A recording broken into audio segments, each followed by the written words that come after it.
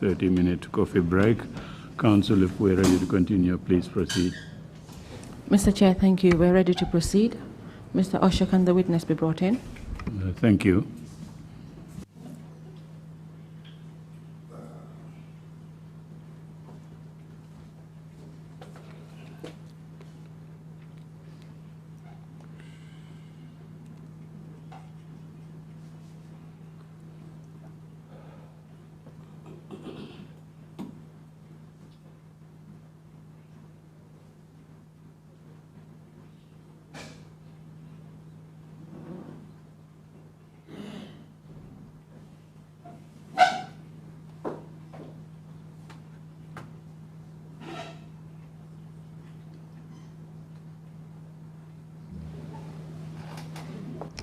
Mr. Lowe, welcome back from the tea break. Mr. Lowe, ñu la dalal waat. Before we went on the break, you had told us about your relationship with Ndur Cham. Bala ñoo dem ci noppaleku bi waxoon nga li nga jokkoo wala li nga bokkee ak Ndur Cham.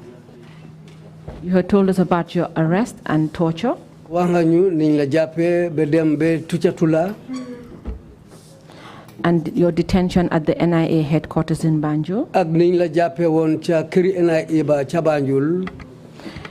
Before we broke off for the break, you had also started telling us about your detention at the Mile 2 Central Prisons. Gannaaw loolu tamit wax nga ñu niñ la jëlee foofu yóbbu la ci kaso bi Mile 2 ak niñ leen taajee foofu. And also indicated how you were taken back to NIA headquarters for further torture. Wax nga ñu tamit dellusiwaat nañ jëlee leen ci kaso bi Mile 2 yóbbuwaat leen ca NIA ba pare ñu dem ticcatu leen wut foofu waat. If we may continue by you telling us what happened when you were returned back to Mile 2 Central Prisons. Mun nga continuer wax ñu bañ leen delloowaat ca Mile 2 ca kaso ba lana xew ci gannaaw loolu. Gannaaw loolu bi ñu delloo foofu ci kaso gi. After we were returned to the prisons, ñu teg foofu daal. we were placed there. Man moom yóbbuñ ma court booba. At the time, I wasn't taken to court. Soldaar yi lañ jël da yóbbu court. It was the soldiers they were taken to court. Man ñu bàyyi ma fa.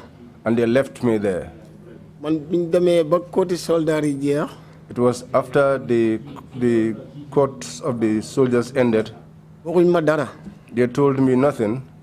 Ma seen ne toogaay bi yàgg na. I noticed that the waiting was taking long. Mr. Lowe, before we get to that point, can you tell this commission how many of you were detained at the security wing at the Mile 2 Central Prisons? Mun nga ñoo wax yeen ñaata lañ teg ca place bi ñoo ooyee security wing ca bunti kaso ba foofu. Maanaam ñun ñi nga xam ne ci case bi lañ bokk.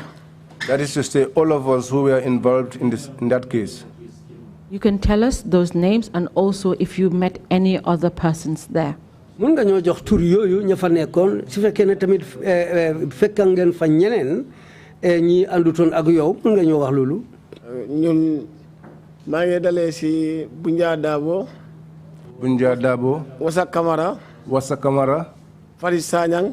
Faring Sanyang. Ya Dabo. Yaya Dabo. Père Mendy. Père Mendy. Abdou Karim Dia. Abdou Karim Dia. Alhaji Ning. Alhaji Ning. Babou Diankha. Babou Diankha. Aliou Diop. Aliou Diop. Omar Fall. Omar Fall. Mustafa Lo. Mustafa Lo. Amadi Sow. Amadi Sow. Ousmane Sy.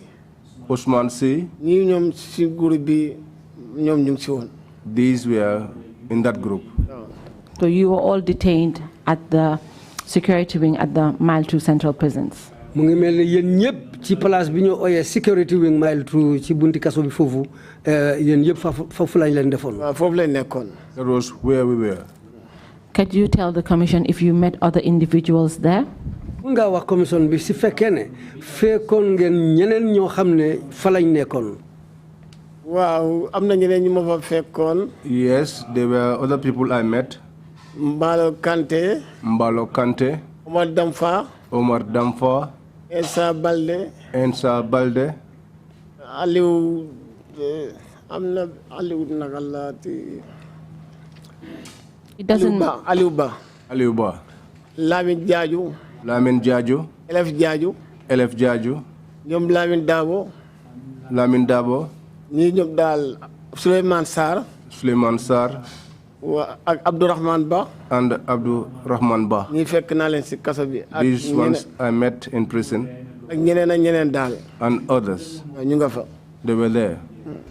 So you're telling this commission there were actually a lot of detainees at the time when you were detained at Mile 2 Central Prisons. mu mel ni yaa ngi wax commission bi ñi jàppoon taaj leen Mile 2 ñu bari lañu woon bañ la fay boobu. non fekk nañ fa nit ñu bari moom bi ñu fa dem. Yes, we found many people there.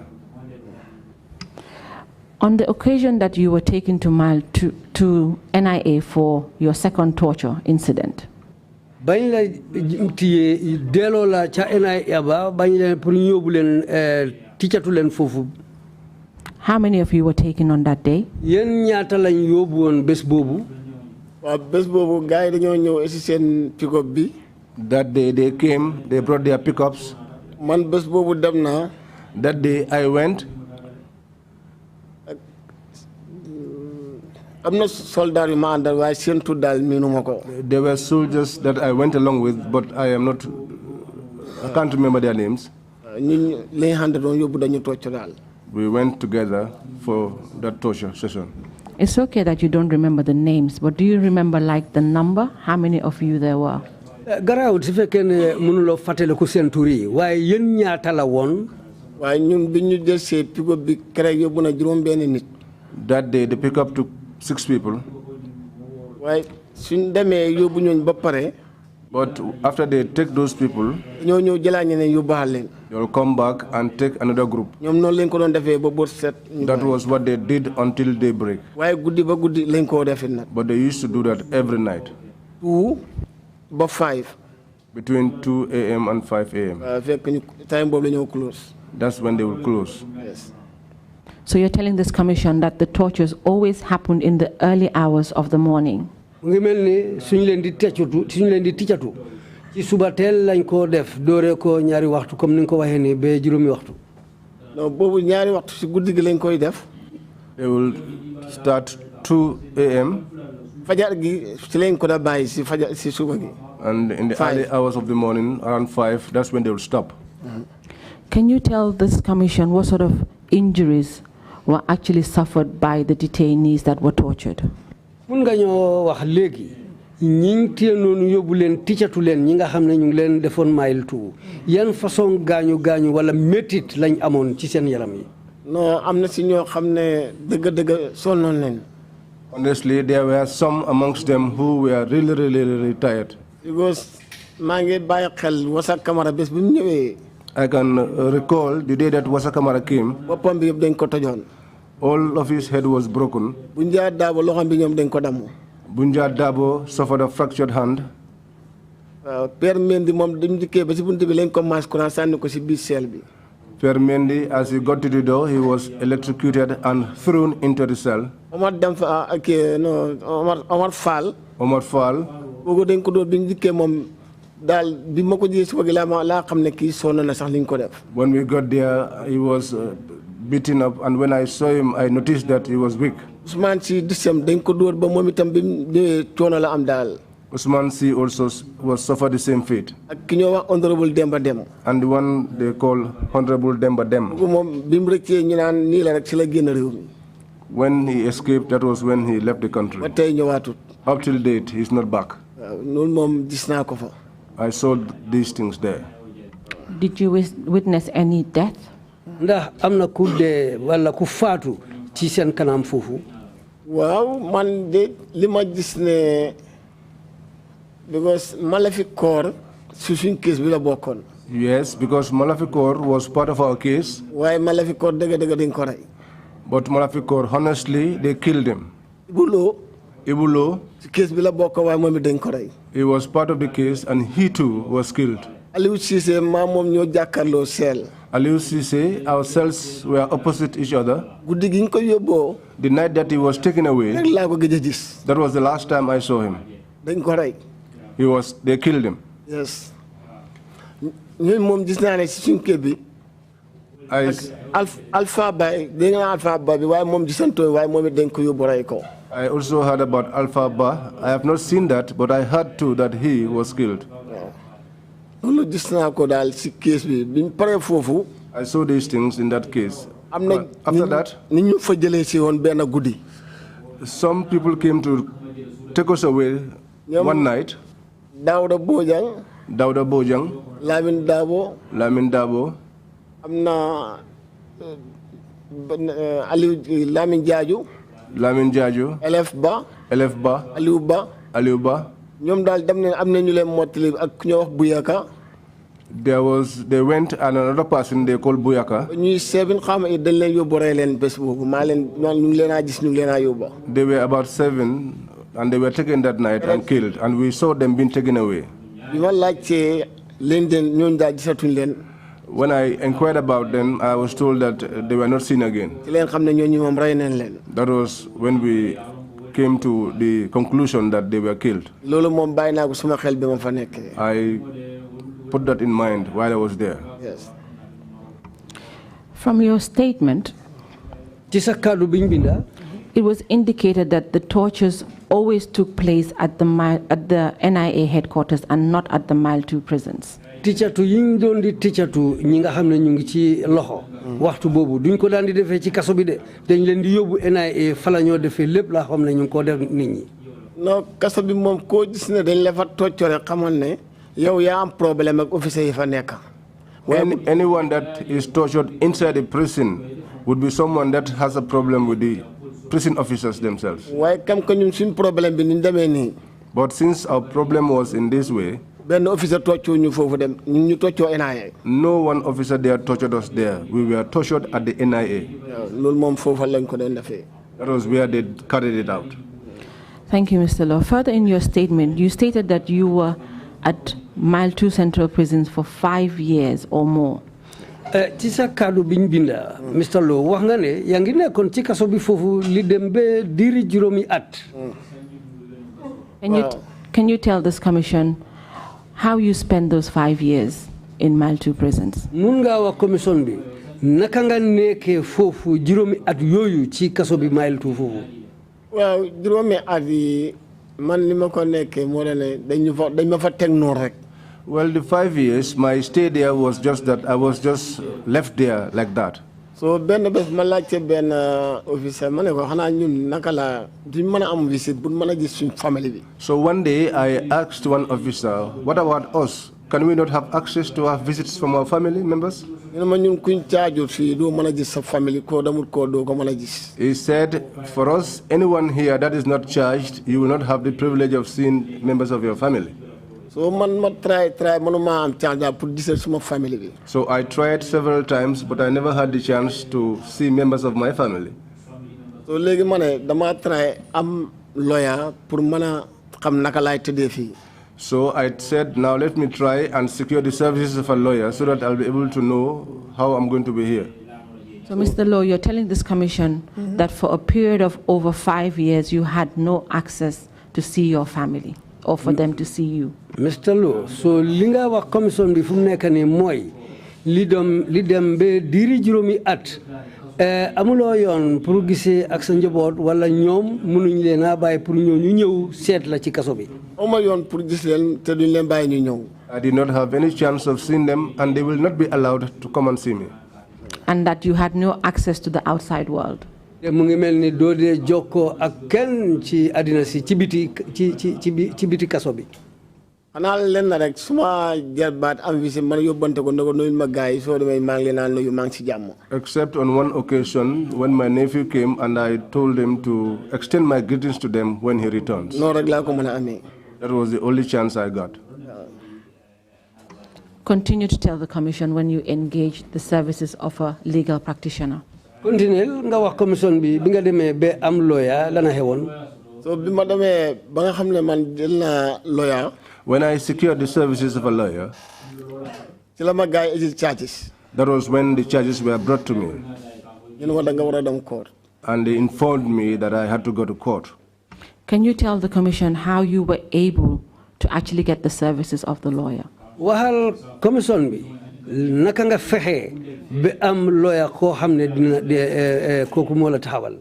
waaw lawyer bi moom suma jarba dafa am visite ma ne ko da ngaa wax paa bi ne ko suma nijaay bi mu fexe utal ma lawyer ma xam si lan laa nekk. My nephew came there on a visit, and I told him, tell uncle to try all means and secure the services of a lawyer for me. because maa ngi fii awma visite dawuma court xawma si lan laay tëdda. I am here, I have no visits, I have not been taken to court, and I don't know how things will pan out for me here. ma ne ko man suma amee lawyer suma demee court suñu maa tëj ñu tëj ma suma ñibbi ma xam si lan laa mën a nekk. I told him that if they took me to court, I will know if I am going to be in prison. I'll resign to the faith. If I am also going to be released, I'll know that too. That was when I asked the lawyer to come so that we could discuss inside there. When they realized that the lawyer came to me, that was the day that they brought charges to me. They told me that you have to go to court. Can you tell this commission what you were charged with? Commission bi lan lañ la tuumal. Man ñu ma tuumal ku dara treason lañ ma charge. I was charged with treason. Dama loolu lañ la charge. They told me that is the charge against you. Loolu lañ ma charge woon ci lañ ma yóbbu ci court bi. That was when I was taken to court. How long after you were charged were you taken to the court? Biñ la tuumalee noonu ñaata waxtu la jël diir ci diir waxtu lañ jël ba lañ la yóbbu court. Loolu la moom teexuma ko waaye toog naa fa lu yàgg tuuti ñu yóbbu ma court. I cannot capture that, but I was there for a while before I was taken to court. Can you tell the commission what court you were taken to? Waxal commission bi ban court lañ la yóbbu. High court lañ ma yóbbu. I was taken to the High Court. Is it the High Court in Banjul? Mooy High Court bi nekk Banjul wala? Waaw bi ne Banjul lañ ma yóbbu. Yes, the one in Banjul. Can you tell the commission who was the judge hearing the case? Mun nga wax commission bi ban judge ki nga xam ne moo la àtte kan la? Inkia. Nkia. Fon naa time boobu daal moo fa nekk judge bi. I think at the time he was the judge. Can you tell the commission what happened at the court? Mun nga wax commission bi lana xew ci court bi foofu. Man bi ma demee ci court bi. When I went to the court, ci la ma gaay tegal na ma yow daal dañ la war a xàtte fii.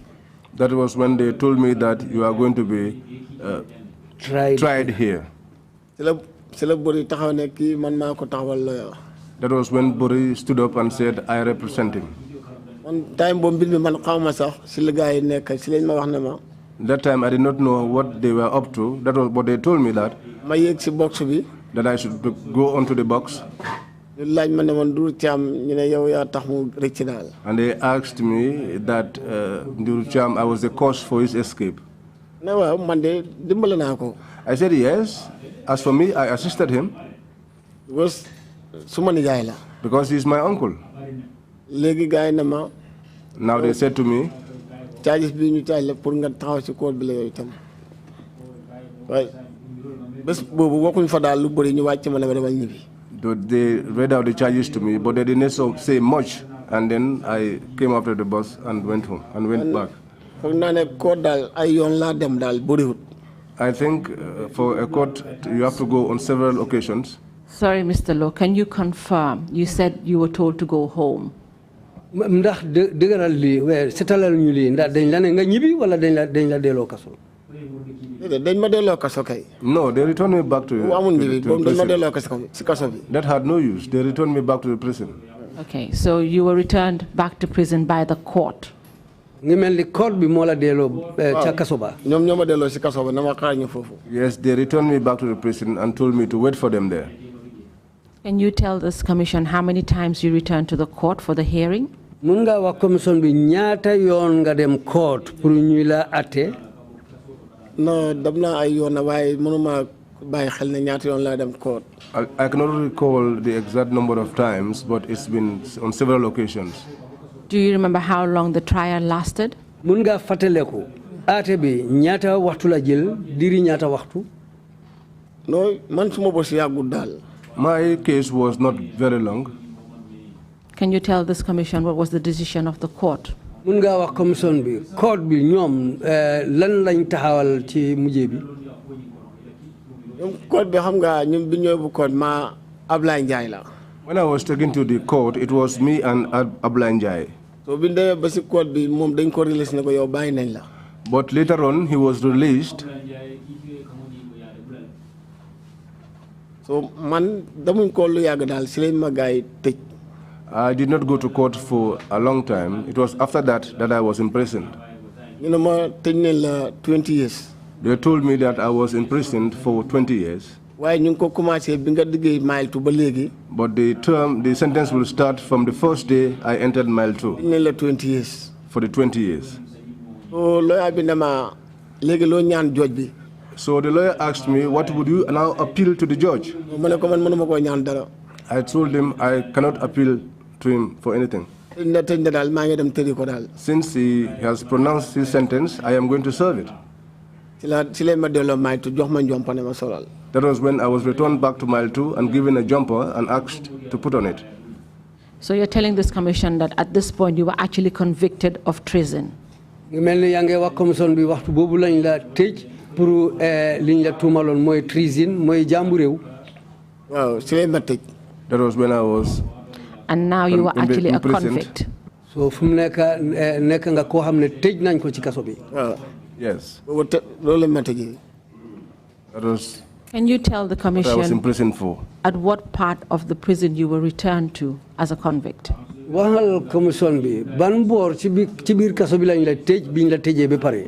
man bi ma tëjee ba pare dañ ma delloo back number 5 gi ma nekkoon. I was returned back to number 5 where I was earlier on.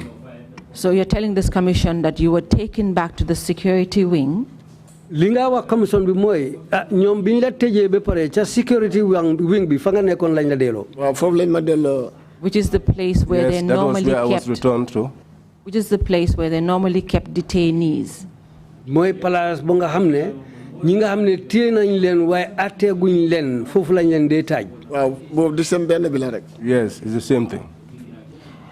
I'm referring to detainees, which are the people who were actually taken to Mile 2 Central Prisons without any court order or warrant. mooy ñi nga xam ne dañ leen téye ñu yóbbu leen kaso fekka atteeguñ leen te amaguñ benn kayit boo xam ne mooy warrant mooy ñi nga xam ne dañ leen téye rek yóbbu leen kaso bi fañ leen dee fañ dee yóbbu gaay mooy detainees fa lañ la delloowaat. waaw man foofu lañ ma delloowaat. Yes, that was where I was returned to. Were you given any reason why you were not taken to main yard where convicts are kept? ndax jox nañ la wala wax nañ la li tax yóbbuwuñ la ci bunti kaso bu mag bi fi ñu dee yóbbu nit ñi nga xam ne tëj nañ leen ba pare ndax ñu delloo la fañ dee def ñi nga xam ne dañ leen jàpp aateeguñ leen te amuñ warant. non ñun suñ groupe bi képp koo xam ne yóbbu jàpp nañ la. Anyone within our group, ñun ñëpp benn place bi la ñu dugal. all of us were kept in the same place. Can you tell this commission how you spend the rest of your time in Mile 2 Central Prisons? mun ngaa wax commission bi sa waxtu bi nga def ci kaso bi foofu comme que tëj dañ la lana doon di dox naka la demee. naka la demee waxtu bi nga def ci kaso bi foofu. liñ lañ bi xam nga tëj nañ la ba pare. ci biñ la tëjee ba pare lu xewoon lana doon di dox ci sa mbir ci biir kaso bi foofu. non ñun moom bi ñu tëjee ba pare moom amatul leen li ñu def. After we are in prison, there's nothing else we could do. So time bobu amut génn daal bàyyi nañ ñëw man daal ceg naa ne wax naa dem ci juróom benn weer yoo xam ne dañoo sangu rek duggaat waaye bi loolu passé nag. There was nothing like going out. I noticed for the 6 months, you only went out to shower and come back inside again. dañu demay time bu ñuy génnee ba 1 hour. duggaat. They used to give us 1 hour to relax outside. ñu génnaat ñeneen ñi moom itam ñu am time ba 1 hour génnaat. And then another set of prisoners will come out for 1 hour and then go in. Were you allowed visitation? ndax dañ nañ de di ngeen de am ñi leen seet si ci kaso bi foofu waxtu boobu. waaw bi ñu tëjee weer bu nekk ñu ngi laa may visite benn yoon. Yes, when we were imprisoned, they usually allowed us a visit each month. Mr. Lowe, did you serve the 20 years that you were convicted for? Mr. Lowe, ndax ñaar fukki at liñ la tëj def nga loolu yëpp ci kaso bi. No, tëdd naa fa 9 years 6 months laa fa tëdd. No, but I was in prison for 9 years, 6 months. This is including the first 5+ years that you were there. Li lañ ko bolé ak juróomi at ya njëkka ya nga defoon foofu. yëpp lañ boole. All of them were put together. Can you tell this commission what happened after the 9 years and 6 months that you spent in prison? Waxal commission bi bi nga defee juróom-ñeneenti at ak juróom-benni weer yi nga def foofu lana xewoon. foofu moom biñ fa nekkee it moo doon ne daal xam nga ñun political prisoner. Well, as for us, we were political prisoners. ñun amuñoo kenn affaire ñun suñ xëyee dañoo génne su time jotee ñu dugal ñu. And we had no contact with others. When morning came, they took us out and brought us in again. When you have no problems with the officers, you are in peace. Well, there was only one thing which was their problem, which is that at the time, you could not have good food. And they don't care really whether it's fasting time or otherwise. When it's time for lunch, they just dish you the food. That was there. Can you tell this commission why you did not serve the 20-year sentence that was given to you by the court? Mun nga wax commission bi li tax defuloo ñaar fukki at yëpp yi ñu la tëj defuloo loolu yëpp ci kaso bi. Waaw biñ tëddee 9 years 6 months bi. After we served the 9 years 6 months. ci la Yaya Jammeh wax ne baalal nañu. That was when Yaya Jammeh announced a pardon for us. ci la ñu génnee. And that was when we were released. waaw ci la ñibbi si suñ kër yi. That was when we also returned back to our homes. waaw loolu la. That is it.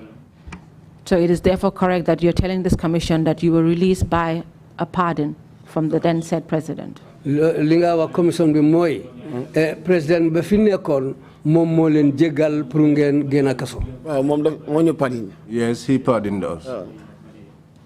Can you tell this commission what happened after you were released? Mun nga wax commission bi biñ la jégalee ba ngeen génn kaso gannaaw loolu lan xew. waaw gannaaw loolu moom dañ dem ak suñ famille bi rek. We went back to our families. nga xam ne sës nañ ñu. Those that were close to us. yàlla daf ñu tene ñu léegi wala ñu dimbale ñu mën a manage pour suñ famille bi. And by God's grace, those that were a little bit better would assist us to take care of our families. ci leen nekk da try ndànk daal. And that was how we were trying and managing things small.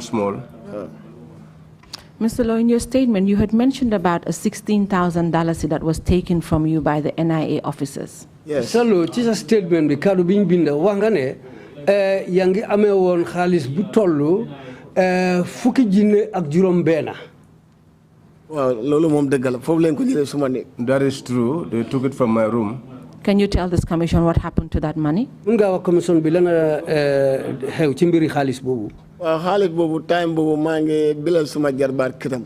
At the time, I was building a house for my nephew. maa ko génne suma account pour jënd ciment pour yóbbu ko. I took that from my account with the intention of buying cement. man bés bi ma jëlee xaalis bi. The day that I withdrew the money, si gannaaw si ëllëg sa lañ ñëw arrêté ma. it was the following day that they came and arrested me. so si la gars yi fekk xaalis bi maa ngi ko teg suma toogu bi. That was when they found the money. I placed it on my seat. si la ko gars yi jël yóbbaale. That was when they took it along. so ma ne ko xaalis bi moom fan la dem ñu ne ma loolu bu ko laajte. I asked where did the money go to, and I was told that I should not ask for the money. noonu lañ ko yóbbu. That was how they took it away. Were you at any point able to recover the $16,000? ndax am na waxtu boo xam ne fukki junne boobu ak juróom benn ndax amaat nga ko ci ñoom delloo nañ la ko. boobu bi nee foofu ñu mu la koo laajte sax. While you were there, you dare not ask for it. Because I tried once, and this one guy told me, I do not hear you to talk about that again. And that was when I kept quiet. You had also mentioned that they took away your mobile phone and your jewelry. Wanga tamit ne jën lañ sa mobile bi ak yeneen colini coluwaay yi nga xam ne fekk nañ ko sa néeg. Yes, those they took along. Were you able to recover them at any point? ndax ñooñu tamit jotaat nga leen. No, boobu dara jotuma ko si. I didn't recover anything.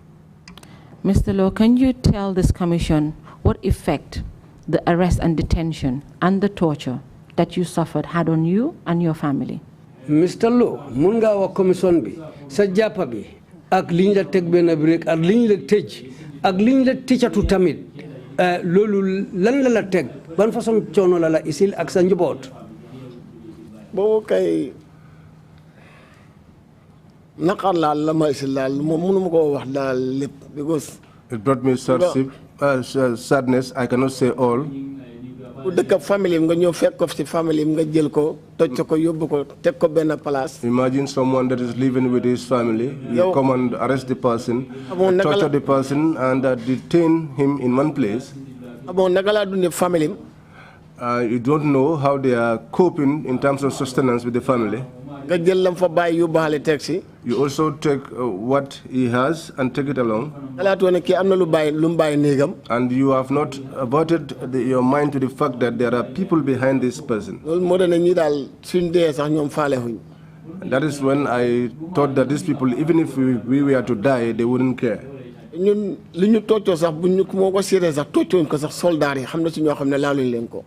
And the torture they gave us, they did not met out the same torture to the soldiers because there were some that were not touched. I'm not soldiers. Because there were some soldiers that I asked and they told me that they only arrested them and they detained them at mile 2. But those of us that were civilians, the suffering that we experienced there, some of the soldiers did not experience that. We got all of that from mile 2. Thank you very much, Mr. Lowe, for your testimony before this commission today. Mr. Lowe, linga taxaw nekk seede ci kanami commission bi tey.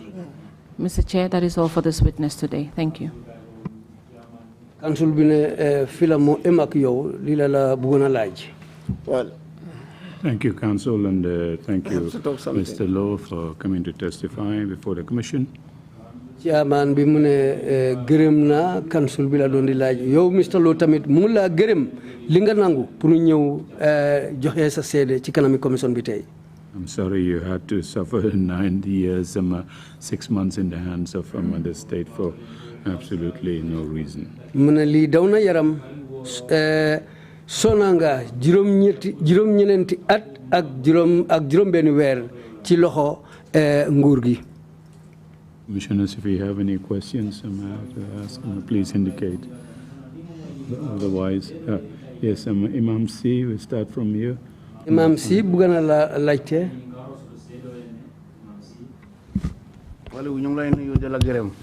We greet you, we thank you, and the suffering that you endured in the process. But God saved you. What I want to ask you is about your brother, Mustafa Lowe. What became of him? Mustafa, well, when he was released, he tried and got into Senegal and sought for asylum. And it was successful and he went on to Sweden. He usually comes, but he's based in Sweden. He goes and comes, but he's in Sweden. Secondly, when you were picked up in the night,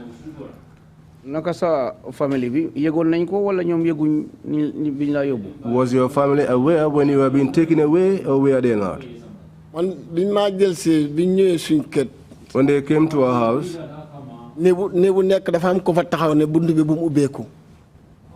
each of the rooms, there was somebody standing there saying that let this door not be opened. It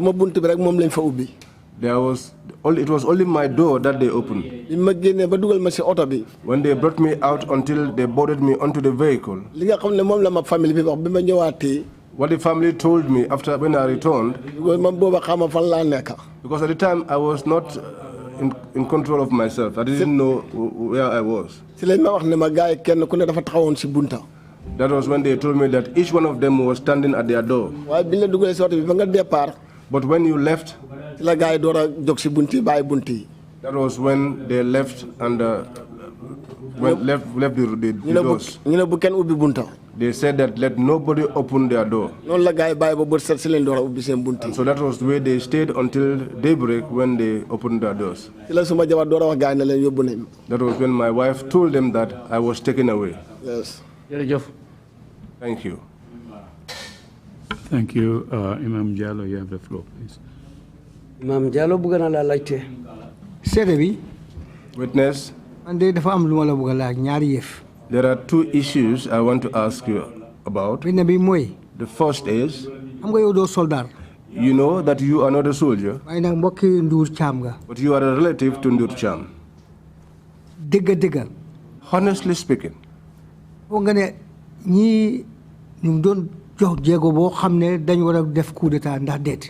do you know if these individuals were actually planning and employing means to effect a coup d'etat? Because in the country, people have said many things.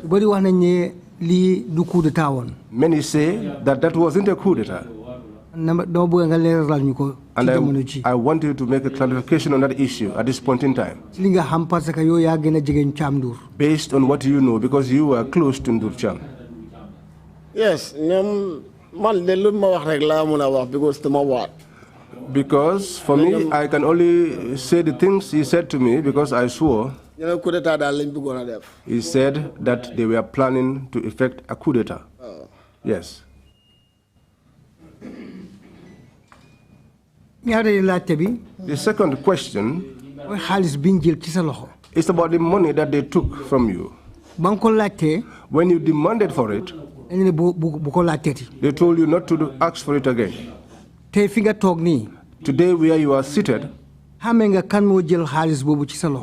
do you know who took that money from you? Tell the commission who it was.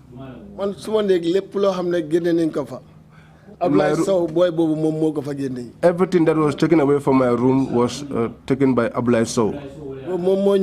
Because he came, he knocked the door, he was one beating me. He and Lamin Cham were the two individuals that I recognized amongst the entire group that came. But Lamin did not beat, nor did I see anything that he did. But I was very careful with Ablai Sow. Yes.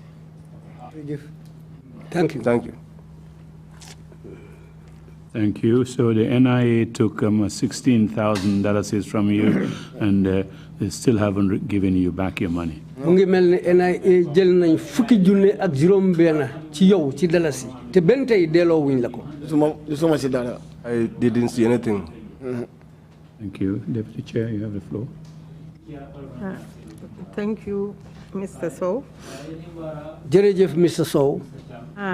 You just mentioned a wife. Were they beating you in front of your wife? Wax nga affaire sa jabar. Biñ la doon di door nonu ci kanami sa jabar la ndax? It was a single room and my wife was there. Were there children in the room? Ndax amna ay xalé yu nekkon ci room bi tamit? At the time, two of my kids were in the room. How old were they? Ñoñu kenn ku nekk ñaata at la am? Kenn ki mu ngi tàmbalee fer keneen ki mu ngi juddu ba am ñetti weer. Kenn ki mu ngi juddu bi mu amee ñetti weer. One was 3 months old. Keneen ki ko moom booba fer na am na 2 years. The other one was 2 years. Thank you. Jërëjëf. Thank you. Commissioner Carr, you have the floor. Commissioner Carr, Mr. Lowe. Mr. Lowe. Thank you for your good testimony. You said they detained you for a while. What I want to know is, during the course of your detention, how was your family coping in terms of sustenance? Well, at the time, other members of my family were the ones that rendered assistance. I have some nephews that are abroad, and they usually supported the house. The second question is, you also said that they usually beat you.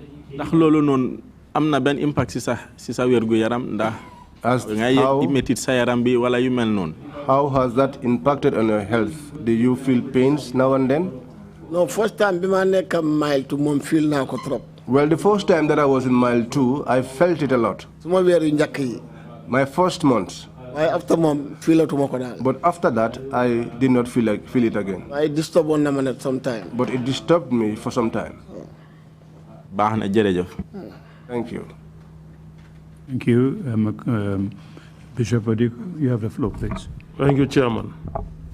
Chairman. Mr. Alieu Lowe. Mr. Alieu Lowe. Fan la Ndur Cham nekk ci jamono ji nii. Where is Ndur Cham at this point in time? They killed him.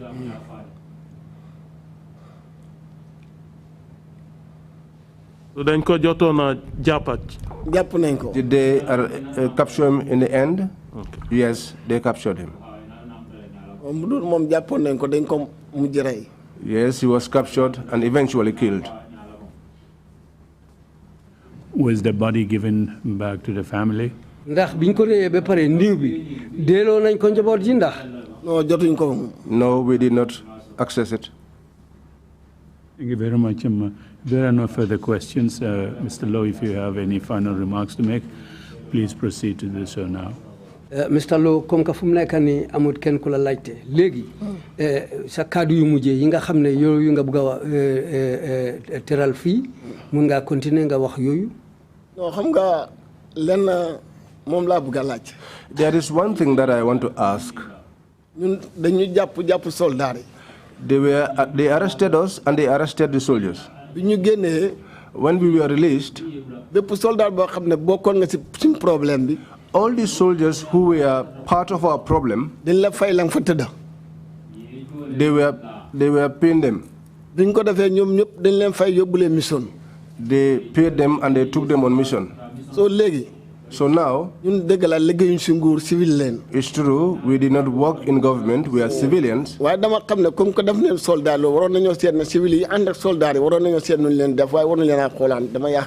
it is my belief that since they gave that privilege to the soldiers and did that for them, they should also do the same for the civilians who were in the same problem with those soldiers. Since I left Mile 2, nobody has ever come to my house to try to find out how I'm faring. And I know that even the soldiers themselves, they know that the trouble I went through, most of them did not encounter it. And that has surprised me a lot in this country. Any one of those soldiers that you see today has built his house, bought his own private, and is out there running his own business. But me, who is left here, and Omar Fall, Amadi Sow, we have seen nothing and nobody is caring about us. And that has surprised me a lot in this whole affair. They sit down looking at us suffering with our families, and nobody does anything about it. That is what I want to ask. Thank you, Mr. Lowe. The Commission, of course, cannot answer that question. We're not sitting here as government to tell you why you have not been contacted, but we do take note of the point. Jerejef Mr. Lowe, ñun luñ nguur gi te suñ toogaay bi fii nekkul ne loolu ci suñ liggéey la pour ñu toppa loolu waaye nag comme que dégg nañ sa kàddu dinañ ko bàyyi xel ba ci kanam. Fair enough. Thank you. Do you have any final remarks to make? Gannaaw loolu ndax am nga a question. Nga loolu laajte la woon ndax am nga leneen loo bëgg a wax kàddu boo xam ne di nga ko bëgg a gaaral fii pour réew mi loo fi bëgg a wax rek. Well, for me, I'm done. Thank you very much indeed for coming to testify again before the Commission. Jërëjëf lool Mr. Lowe pour li nga nangu ñëw joxe sa seede ci kanami commission bi. This brings us to the end of our proceedings for today. We will resume tomorrow morning at 10 o'clock. Tey nag fii la ñu em ci toogaay bi bu soobee Yàlla dinañ dellusi continuer ëllëg ci suba. Thank you all very much, and the meeting is adjourned. Jërëjëf.